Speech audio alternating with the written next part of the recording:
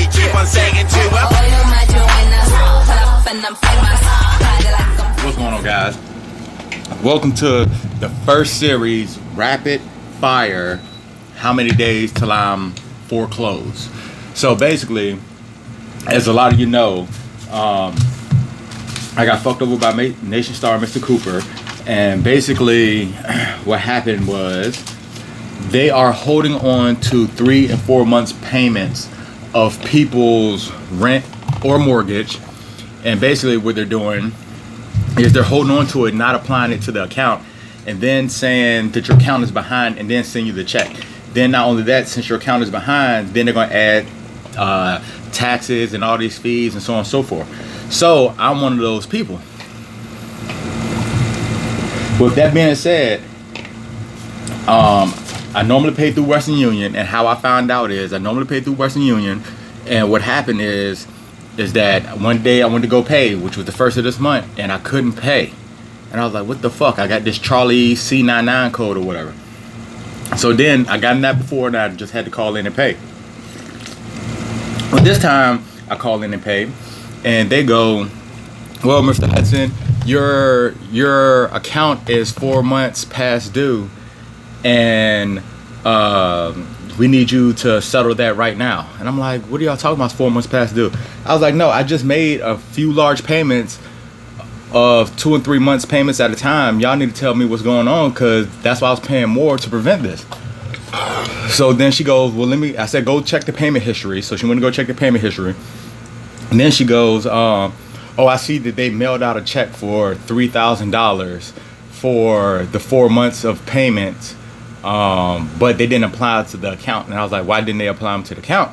She goes, I don't know. It doesn't show anything in the system, but I can cancel that check and resend it to you. So she canceled the check, resent it to me. I have not gotten that yet. Not only that, they can't apply that to the amount, and I still owe $8 grand. Bullshit. And this is Nationstar and Mr. Cooper, right? So did a little research and found an article from housingwire.com, and it says Nationstar Mortgage, aka Mr. Cooper, reached a $17 million mortgage settlement with New York NYDFS. $5 million in fines, $5 million to local nonprofits, and $7 million to New York residents.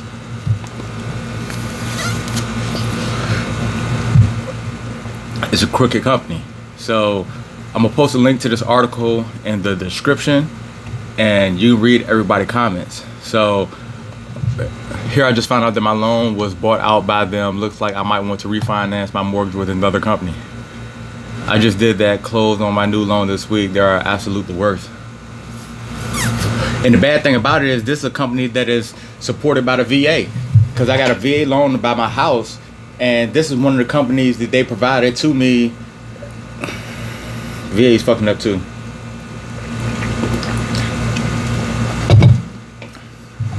When you're thirsty and want a refreshing drink, try a green avalanche. I don't know. I like off-brand Mountain Dew. I really don't drink soda, but I had to take a shot today because of all this. Pam Bundy, right? Pam Bundy. Yeah, but that's a predicament. So what this is going to be a series of fucking videos that I'm going to post every day, days to foreclosed. And basically, I'm going to just keep putting this out in the atmosphere and see what's going on and what's going to happen. After that, AC back on.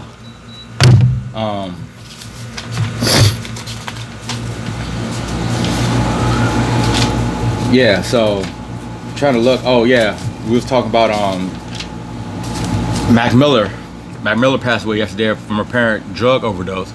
Also, what I wanted to say about that is that I never was a big Mac Miller fan. Not saying that he was a bad artist or anything like that. I was aware of who he was, but I couldn't tell you the name of one of his albums, right? So I was a fan, but not a fan. But since he passed away, what I've started doing is people who pass away is that I try to read up a little bit about them. You know what I mean? Because they put out songs or whatever the case may be, and that was from them or their heart. Just something that I do. So I was looking at some of the old footage of Mac Miller, of course, when he was alive, and basically I saw one of the documentaries where matter of fact, I'll pull it up real quick. One of the documentaries where him basically just talking about coming from being poor to basically having money and success, and him buying his first home, and basically he didn't want to hire anybody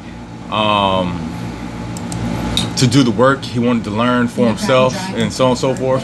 And then the other video was him in the studio with a bunch of different rappers and stuff, and he had like a whole Pepsi bottle of like lean, and it was just weird that the same thing in this documentary, the same thing that he was talking about is the same thing that actually killed him, right?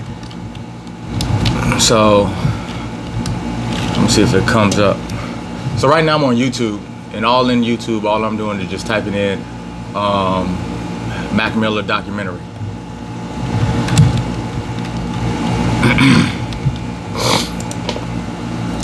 Mac Miller documentary.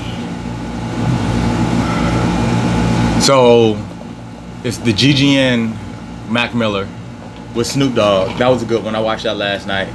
And basically he talked about some of his likes and dislikes. And the other one was one he did 2 years ago called Mac Miller Stop Making Excuses documentary. It's the first one, The Fader.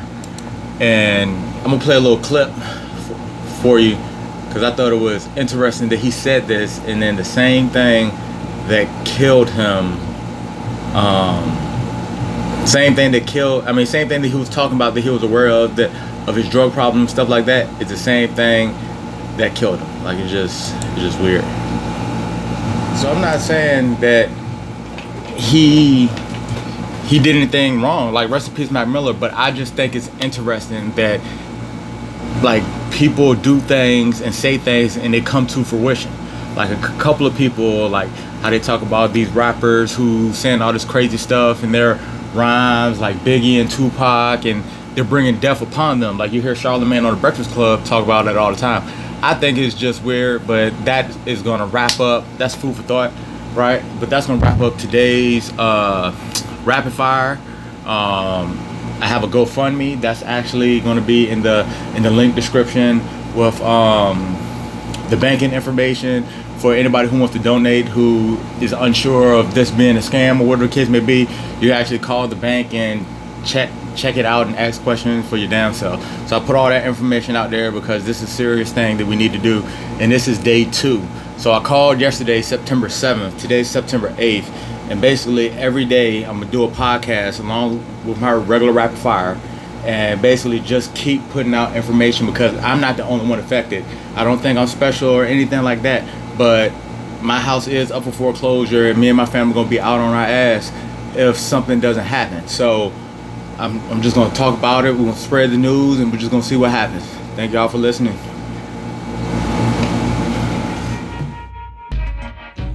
I'm always like, if someone's like, you want to try this? I'm like, yeah, sure.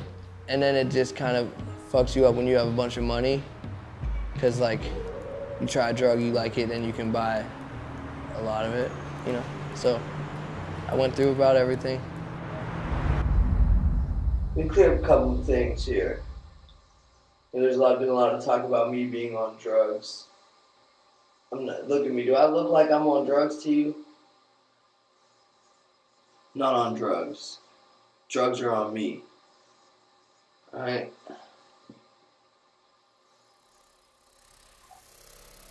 That was a fucking quote. That was the quote. At one point, weed didn't relax me from everything.